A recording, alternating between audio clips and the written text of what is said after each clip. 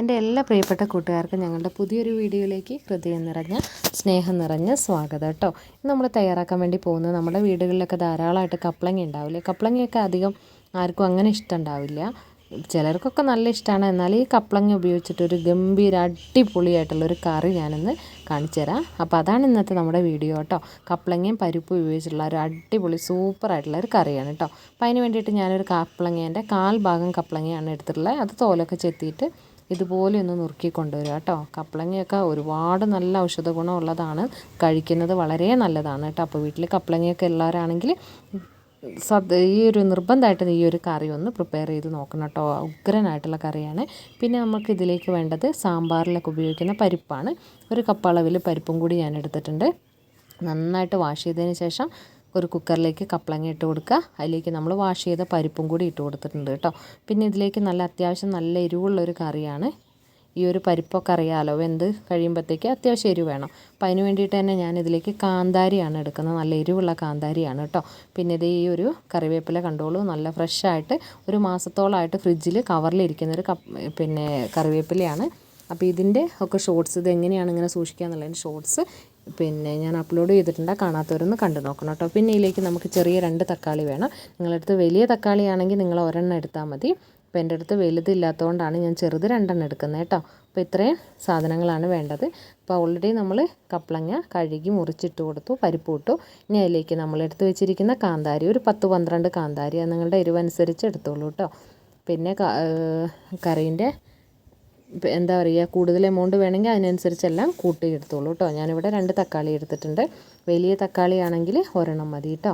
അപ്പോൾ അത് അത്യാവശ്യം ചെറിയൊരു പുളി വേണം, എന്നാലാണ് ഈ കറിക്ക് ഒരു രസം കേട്ടോ. പിന്നെ നമ്മൾ ഇതിലേക്ക് ഒരു തണ്ട് കറിവേപ്പിലയും കൂടി ചേർത്ത് കൊടുത്തിട്ടുണ്ട് കേട്ടോ.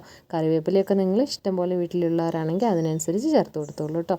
പിന്നെ ഒരു 1/4 ടീസ്പൂൺ അളവിൽ നമ്മൾ കല്ലുപ്പ് ചേർത്ത് കൊടുത്തിട്ടുണ്ട് കേട്ടോ. പിന്നെ ഒരു 1/4 ടീസ്പൂണിലും കുറവ് മഞ്ഞൾപ്പൊടി. കാരണം ഇതിലേക്ക് നമ്മളൊരു അരപ്പ് തയ്യാറാക്കുന്നുണ്ട്. ആ ഒരു അരപ്പിലേക്ക് നമ്മൾ മഞ്ഞൾപ്പൊടി ചേർക്കാനുള്ളതാണ്. അതുകൊണ്ടാണ് ഇവിടെ കുറച്ച് ചേർത്ത് കൊടുത്തത് കേട്ടോ. അപ്പോൾ ഇത് കണ്ടില്ലേ, ഇപ്പോൾ തന്നെ നല്ല കളർഫുൾ, ആ കളർഫുള്ള് പോലെ അതിലും ഗംഭീരമാണ് ഇതിൻ്റെ രുചി കേട്ടോ. പിന്നെ ഇതിലേക്ക് നമ്മൾ 1 കപ്പ് 1 ഗ്ലാസ് വെള്ളമാണ് ചേർത്ത് കൊടുക്കുന്നത് കേട്ടോ. അത് ചൂടുവെള്ളം നമുക്ക് ഉണ്ടെങ്കിൽ ചൂടുവെള്ളം ചേർത്ത് കൊടുത്താലും മതി കേട്ടോ. എന്നിട്ട് അതേ കുക്കർ ഒരു 2 വിസിലടിച്ചോട്ടെ, അല്ലെങ്കിൽ 1 വിസിൽ, അത് പരിപ്പ് വേവുന്നതിനനുസരിച്ച് അത് ഞാൻ 2 വിസിലടുപ്പിച്ചിട്ടുണ്ട് കേട്ടോ. പിന്നെ ഒരു മുറി തേങ്ങ എടുത്തിട്ടുണ്ട്. 1/4 ടീസ്പൂൺ അളവിൽ ചെറിയ ജീരകവും ഒരു 1/4 ടീസ്പൂണിലും കുറവ് മഞ്ഞൾപ്പൊടിയും കൂടി തേങ്ങ മിക്സിയിലേക്ക് ഇട്ടിട്ട് അതിലിട്ട് കൊടുത്തിട്ടുണ്ട് കേട്ടോ. പിന്നെ ഇതിലേക്ക് ചെറിയുള്ളി, വെളുത്തുള്ളി, 2 ചെറിയുള്ളി, 2 വെളുത്തുള്ളി, അതും കൂടി ഇട്ട് കൊടുത്തിട്ട് വെള്ളം ഒഴിച്ച് നന്നായി പേസ്റ്റായിട്ടൊന്ന് അരച്ചെടുക്കുക കേട്ടോ. പിന്നെ ഇത് കുക്കറിൽ അപ്പോഴത്തേക്കും ഇത് കണ്ടോ, നമ്മൾ വേവാൻ വെച്ചിരിക്കുന്ന കഷ്ണങ്ങളൊക്കെ നന്നായിട്ട് വെന്ത് വന്നിട്ടുണ്ട് കേട്ടോ.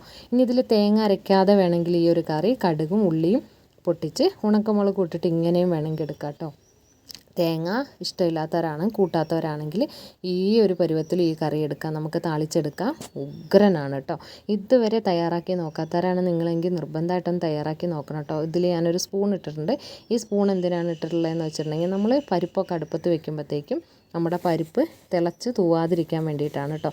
അപ്പോൾ അതെങ്ങനെയാണ് ചെയ്യുന്നതെന്നുള്ളതിൻ്റെ ഷോർട്സ് ഞാൻ എൻ്റെ വീഡിയോസിൽ അപ്ലോഡ് ചെയ്തിട്ടുണ്ട്. ഷോർട്സായിട്ട് അന്ന് കണ്ടു നോക്കൂട്ടോ. കേട്ടോ, ഇത്രയും എന്താ പറയുക, പരിപ്പ് വിസിലടിച്ചിട്ട് ഒരു തരി പോലും നമ്മളെ കുക്കറിൻ്റെ മൂടിയിൽ അതിൽ ഒന്നും തന്നെ ഉള്ളിൽ നിന്ന് വന്നിട്ടില്ല. അതെങ്ങനെയാണെന്ന് വെച്ചാൽ അത് ആ ഷോർട്സ് ഒന്ന് കണ്ടു നോക്കിയാൽ നിങ്ങൾക്ക് മനസ്സിലാവും കേട്ടോ. അപ്പം അതിന് വേണ്ടിയിട്ടാണ്. പിന്നെ ഇത് നമ്മളെ കറി കണ്ടോ നല്ല പാകമായിട്ട് വന്നിട്ടുണ്ട്. ഇനി ഇതൊന്ന് ചെറുതായിട്ടൊന്ന് തിളച്ച് വരുവാണ് നമുക്ക് വേണ്ടത്.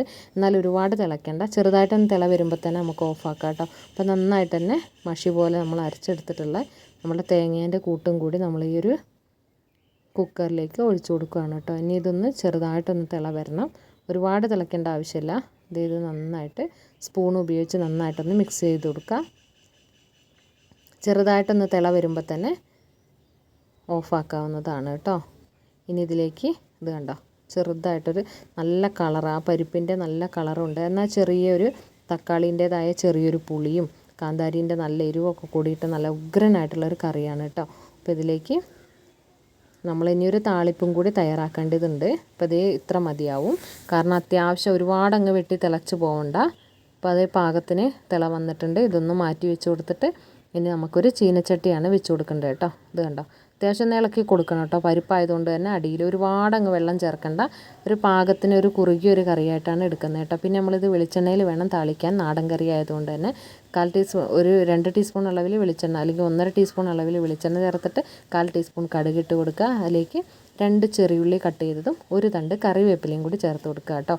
ഇനി ഇത് നന്നായിട്ടൊന്ന് മൂത്ത് വരട്ടെ. ഈ ഒരു കറിവേപ്പിലയും അതുപോലെ തന്നെ ചെറിയുള്ളിയൊക്കെ വെളിച്ചെണ്ണയിൽ കിടന്നിട്ട് നന്നായിട്ടൊന്ന് മൂത്ത് വരുമ്പോഴത്തേക്ക് അതിലേക്ക് നമ്മളൊരു 2-3 ഉണക്കമുളകും കൂടി കട്ട് ചെയ്തിട്ട് കൊടുക്കുന്നുണ്ട്. ഇനി ഇത് നന്നായിട്ട് വെളിച്ചെണ്ണയിൽ കിടന്നിട്ടൊന്ന് മൂത്ത് വരട്ടെ. നന്നായിട്ട് മൂത്ത് വരുമ്പോൾ കറിയിലേക്ക് ചേർത്ത് കൊടുക്കാം. അപ്പോൾ നമ്മുടെ കറി ഇവിടെ പൂർണ്ണമായിട്ടുണ്ട് കേട്ടോ. അപ്പോൾ നിങ്ങൾക്ക് ഈ ഒരു കറി ഇഷ്ടപ്പെടുകയാണെങ്കിൽ നിങ്ങളുടെ ഫ്രണ്ട്സിനും റിലേറ്റീവ്സിനൊക്കെ ഒന്ന് ഷെയർ ചെയ്ത് കൊടുത്ത് നമ്മൾ സപ്പോർട്ട് ചെയ്യാനായിട്ട് മറന്നു പോകല്ലേ കേട്ടോ. ഉഗ്രനായിട്ടുള്ള കറിയാണ്. വീട്ടിൽ പപ്പായൊക്കെ ഉള്ളവർ എന്തായാലും ഒന്ന് തയ്യാറാക്കി നോക്കണം കേട്ടോ. അടിപൊളി കറിയാണ്. പ്രത്യേകിച്ച് എന്താ പറയുക, നമുക്ക് പിന്നെ പെട്ടെന്ന് തയ്യാറാക്കി എടുക്കാൻ പറ്റും എന്നുള്ളതാണ്. നമ്മൾ വീട്ടിലുള്ള സാധനങ്ങൾ മാത്രം മതി. അപ്പോൾ അതുകൊണ്ട് തന്നെ എല്ലാവരും ഒന്ന് തയ്യാറാക്കി നോക്കണം. ഉഗ്രനായിട്ടുള്ള കറിയാണ്. അപ്പം കമൻറ്റ് ബോക്സിൽ കമൻറ്റ് രേഖപ്പെടുത്തണേ.